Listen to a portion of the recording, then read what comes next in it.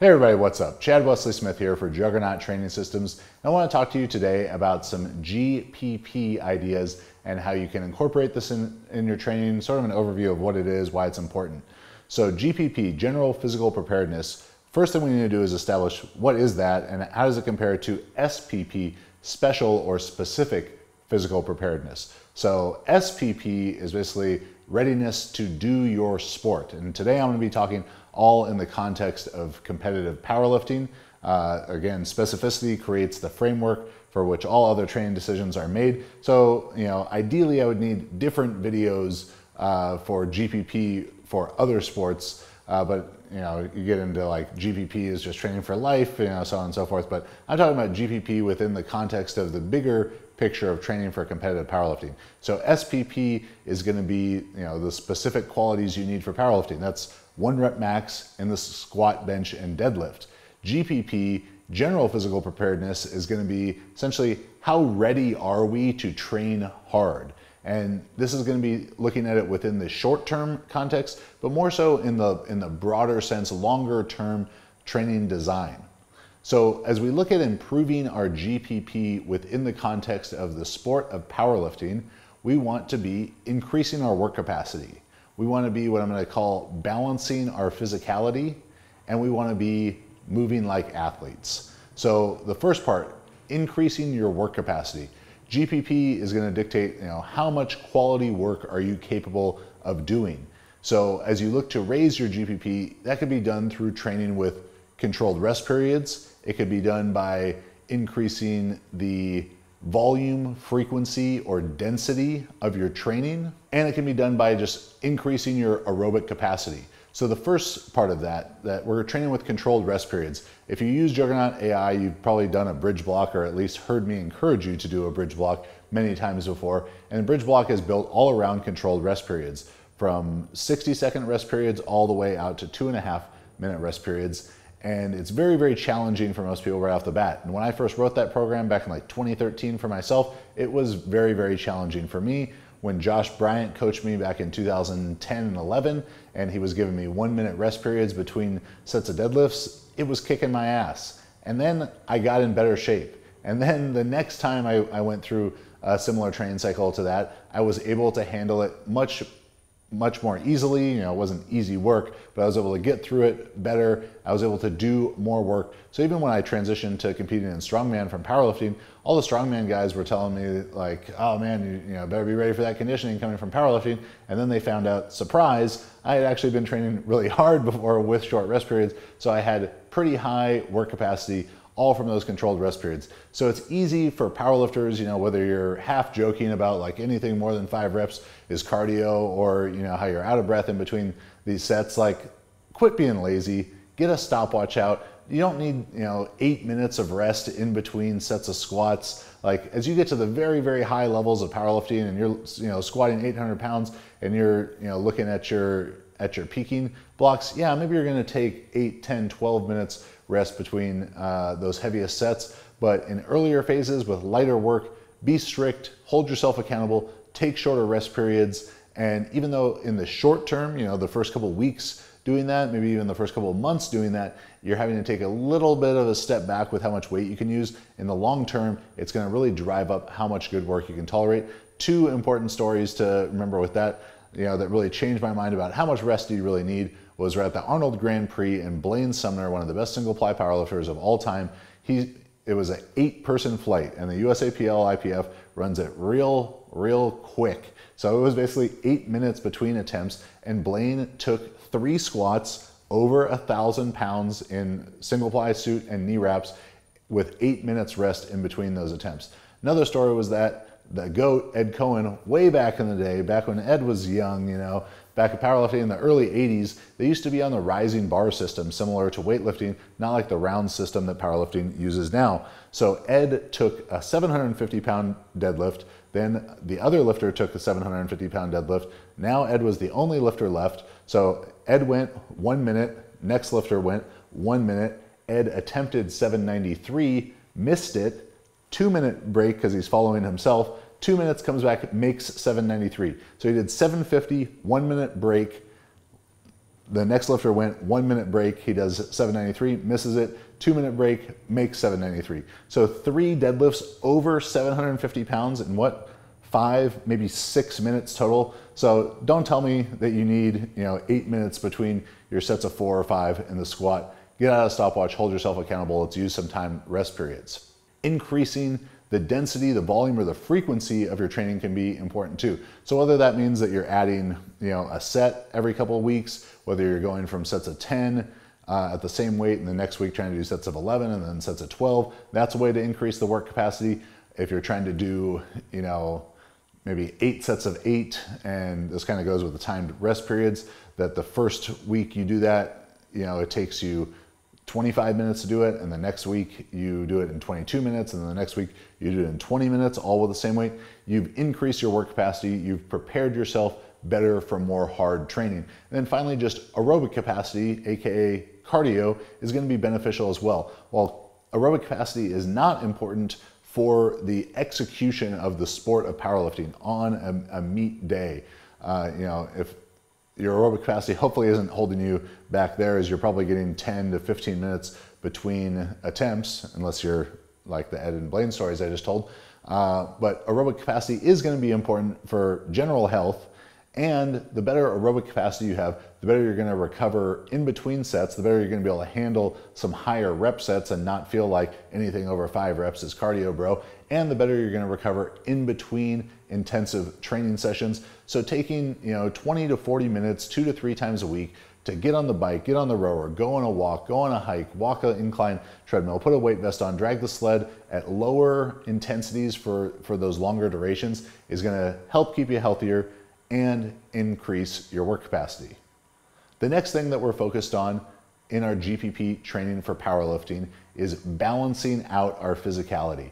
So powerlifting is a sport of specificity. Everything is, but powerlifting becomes so overly specific sometimes, and I've been guilty of this myself as an athlete and as a coach, doing too much specific training. And because powerlifting is so biased in its movement patterns towards lumbar extension, through hip external rotation, through anti-rotation, and then through that position of like locking down and back with your scapula, you become so dominant in those positions that when something other than that happens, when a little bit of lumbar flexion does happen, or a little bit of rotation and the bar twists on you a little bit does happen, you have no capacity and no preparation to handle it, and things start to hurt and maybe you get injured.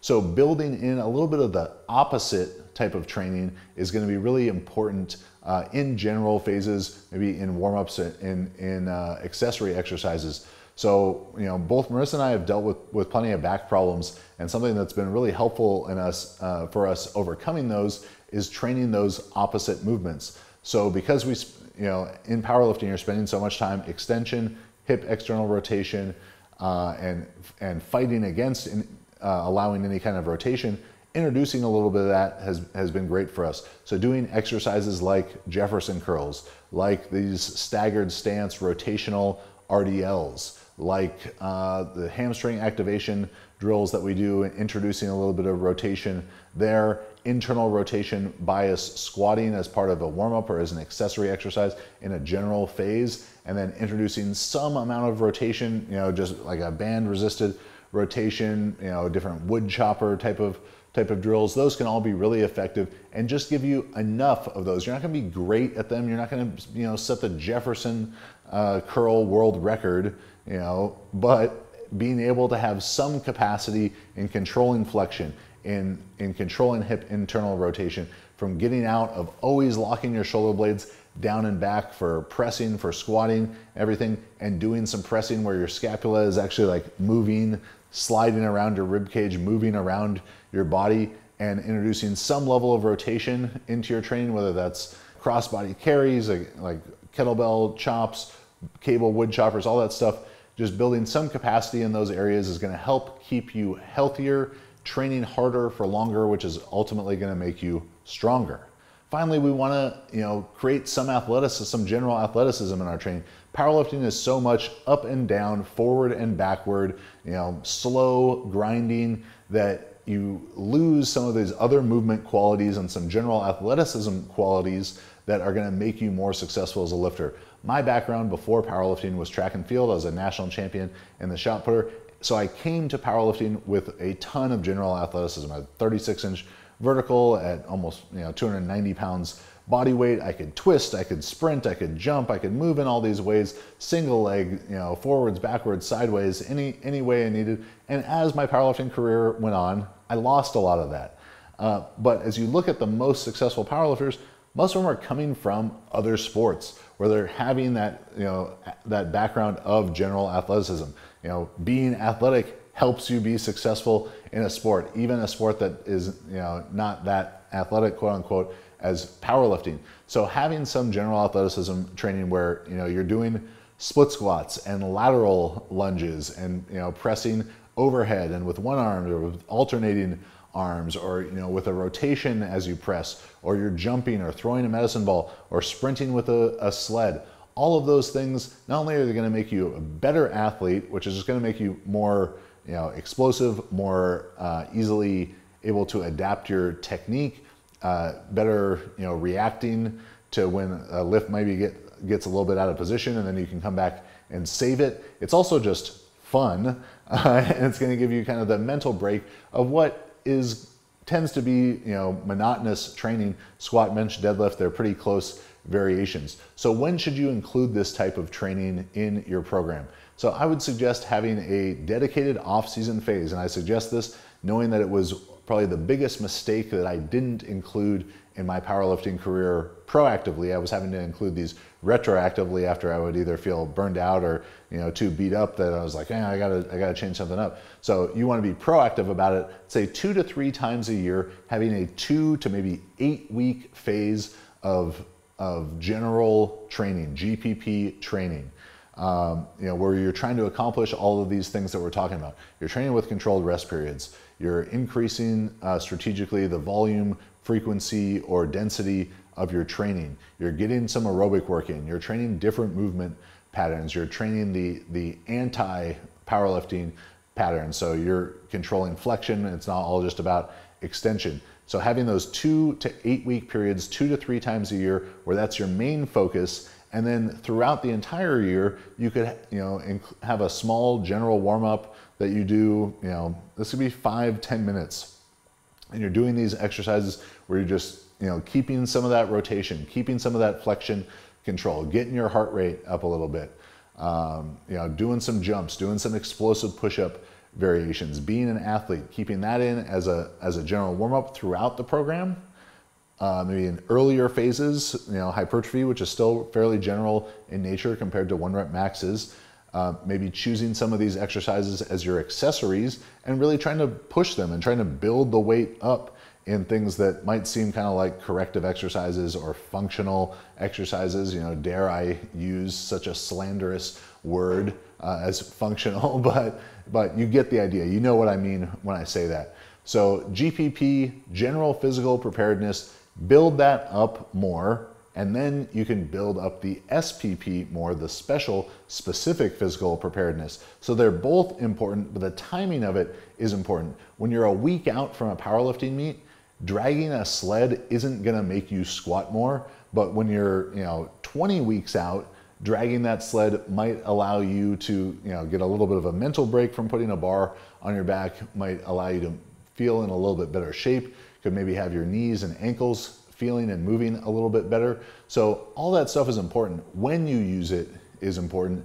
How you use it is important. So you can use specific exercises like squat, bench, and deadlift and build some work capacity with controlled rest periods, with increasing volume, frequency, and density. You can introduce some of those other movement patterns in pressing related, pulling related, getting creative, like where you're doing a row kind of under and through and making your scapula move in different ways, and you're just making your body strong overall, generally strong in general phases. And then you can take that to more specific phases, hone your craft, get great technique. Squat, bench, and deadlift, they're not that complicated. You don't need to be practicing them every day, 365 days a year, and not worry about your technique faltering, because you're going to be becoming an athlete who's adaptable and can make those quick technical changes because of your improved general athleticism. So hopefully those thoughts on GPP training help you out a little bit.